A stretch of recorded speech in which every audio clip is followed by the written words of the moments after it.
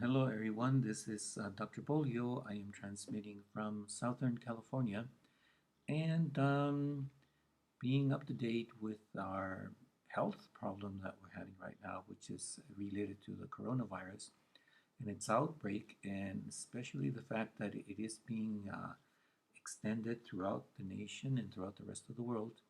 The question would be, can we do something to reduce or mitigate the effect of the coronavirus infection? Well, it turns out that people in Italy who have contracted the disease, some of them have had a very mild symptoms, and others haven't even noticed that they were having coronavirus problems.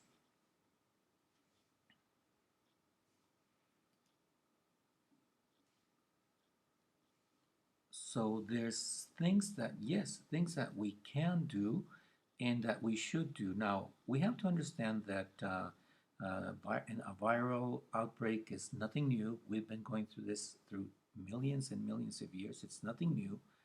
And it's happening today, and it's going to happen tomorrow. So more than being worried about what's happening today, we should be more worried about having a better immune system and being more prepared or more capable of resisting this and any other outbreak that might appear during the following years, because it's not going to stop. It was the Ebola, now it's the coronavirus, and who knows what other problem we'll be having next year or a couple of years from now. It will happen, but we have to be ready, and we have to know that there are things that we can do, and they are related to nutrition. And not only nutrition, there's many things that we can do related to our immune system. What I can't tell you is that many people who are following my program, they don't get sick. They don't fall with the flu or any other viral disease. That doesn't mean that they're immune to any infection. Obviously, we're not made of steel. But what is true is that they have better health. So there are many things that you can do to protect yourself from viral infections. So number one would be having a balanced diet, which is what I have always been recommending. But are there other options? Well, let's talk about this really important study. And it says that those whose immune cells consisted of 10 to 13% of natural killer, which is NK cells, did not succumb to the flu, whereas those whose natural killer cells fell short of 10% wound up ill. So it's really interesting because 9% people would have a viral infection, and 10% up they would not. So it's very important to have enough NK cells, and also that they be working correctly. So how do you improve your immune system? By improving the function of your NK cells. That's why this study is so important, because now that we know that quantities are important, we have to see if there's any way that we can increase the number of NK cells and also make them more efficient. Well, it turns out that regular exercise is wonderful. In one study, moderate exercise improved NK cell function in cancer patients, which is the important thing is that we're not going to be only protected against viral infections, because the NK cells also protect us against cancer cells. And so that's going to be a double effect, double benefit. How much exercise? Well, just walking. When I was in charge of the critical care unit, and we had people who were very ill, as soon as we could, we would get them out of bed, and we'd have them walking around the bed. And this drastically reduced the super infections or the super bugs that they have in hospitals. And people who we were able to get out of bed and have them walking, they were fortunate enough to go walk home without any complications, in bacterial complications. So 30 minutes of walking, 5 days a week, and you will be increasing your NK cell function. Now there's a spice, it's called cardamon, and it's a relative of turmeric. This comes from India, and it's known for its potent immune boosting effects since it increases NK cell activity. This spice also has strong antioxidant and microbial activity, and so it effectively inhibits bacteria such as E. coli, staph infections, and Pseudomonas, which are known as the superbugs because a lot of these they have become resistant to antibiotics, and using this spice it will help you protect them from those bacteria. So add them to your daily meal, add them to your soups, to your dishes, to your salads, and you will be obtaining better and a better immune system. Now, ginseng. There's different kinds of ginseng, or there's different kind of roots that are being called ginseng. The one that does help with the immune system is called Panax ginseng. So you have to be very careful when you're going to be adding ginseng. It's not the ginseng that you buy at produce. It's a ginseng that you buy in supplement form. And you have to be certain that it says Panax ginseng, since it augments NK cell activity and boosts cytokine production that lowers inflammation via polysaccharide called ginseng. What does this mean?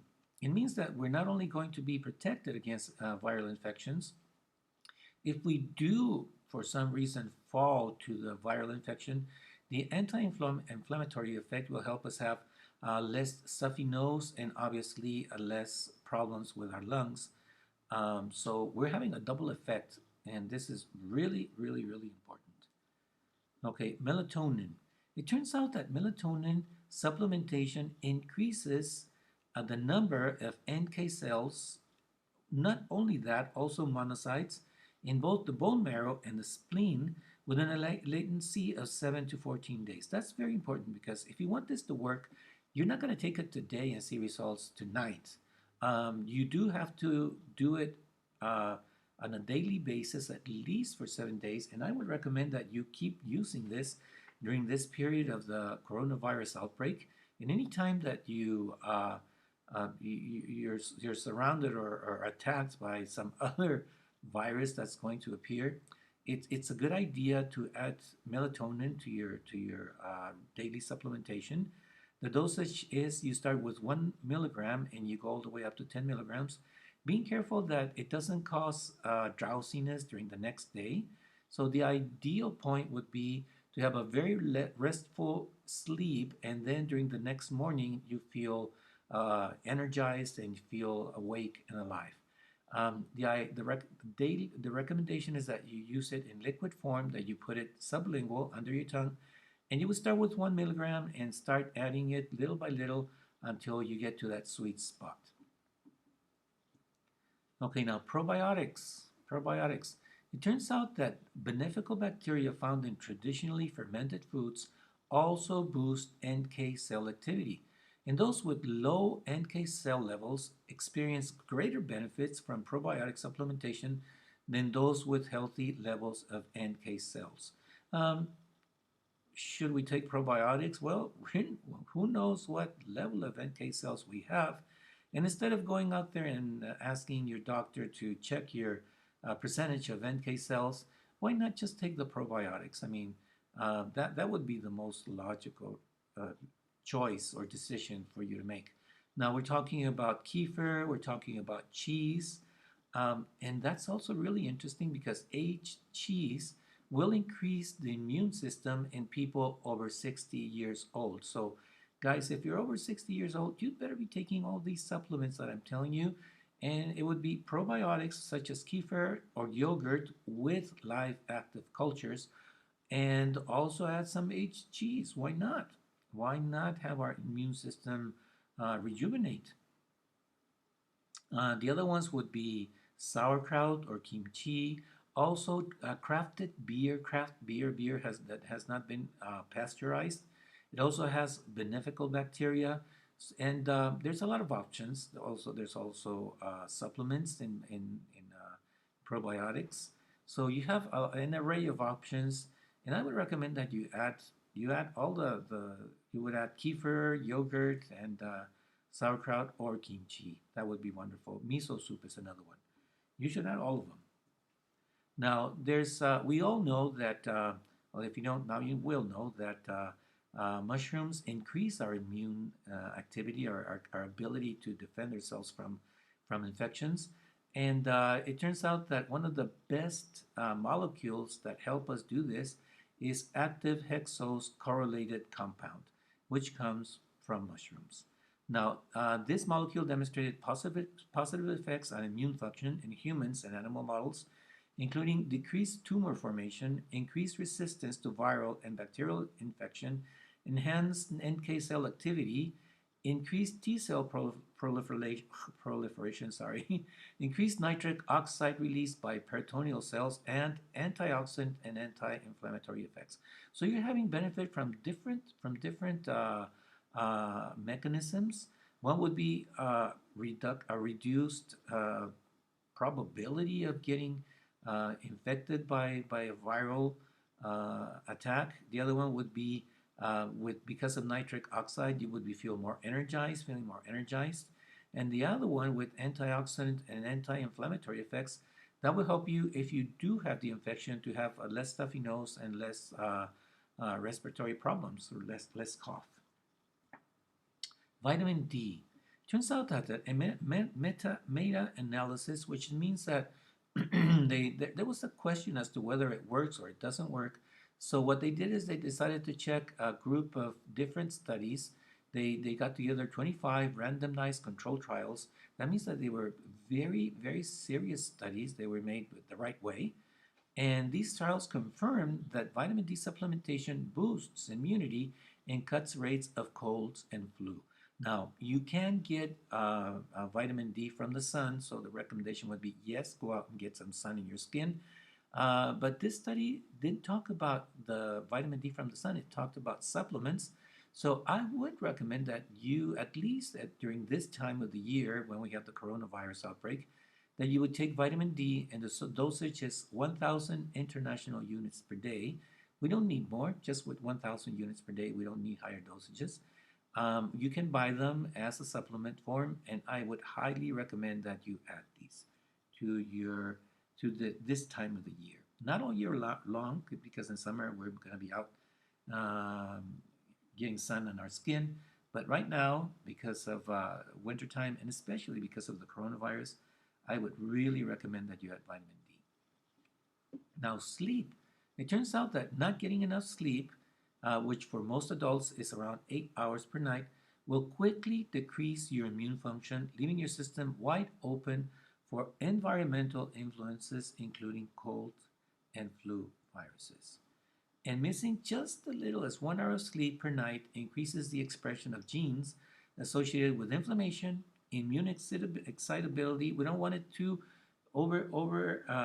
working excessively, and we don't want it to work slow. We want it in the sweet spot. It increases the genes associated with diabetes, cancer, and stress. So yeah, just 1 hour, guys. So be very careful. Ideally, you should not go to sleep after 11 p.m. We'll talk about that in another transmission. And now, if you guys are using whey protein, at this time of the year, I would recommend that you use undernatured whey protein, because when you do that, you're going to be receiving immune globulins that you don't receive with traditional whey protein. And this increases glutathione levels, which fortifies the activity of the immune system. So check it, go look for undernatured whey protein. You don't have to take it all the time, but right now, when we want our immune system to be top-notch, I would highly recommend that you spend a couple of extra dollars and protect yourself with undernatured whey protein. So the recommendation is eat, sleep, workout, repeat. Okay. Now, if you want to, you can always set up an appointment with me. We would be working on nutrition to help you lose weight, to help you with other issues, and especially to help you have a better immunity. Please stay in contact, stay connected with me through social media. That would be Facebook at Dr. Bolio, Instagram at Dr_Bolio, and YouTube at Dr. Rafael Bolio. So guys, this is transmission that I should have done yesterday. I had some technical problems, but I'm finally getting it out today. I do wish you the best of weeks. May God bless you this week. And may you increase your immunity so that you don't have to worry about this new outbreak and any other outbreaks that we certainly will be having in our lifetime. Okay, guys, see ya.